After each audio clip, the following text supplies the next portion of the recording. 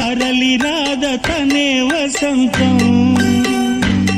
తన దరికి రాని వనాల కోసం తరలి రాద తనే వసంతం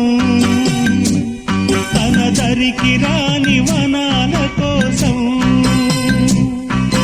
గగనాల దాకా అలసాగకుంటే మేఘాల రాగం ఇలా చేరుకోదా తరలి రాద తనే వసంతం తన దరికి రాని వనాల కోసం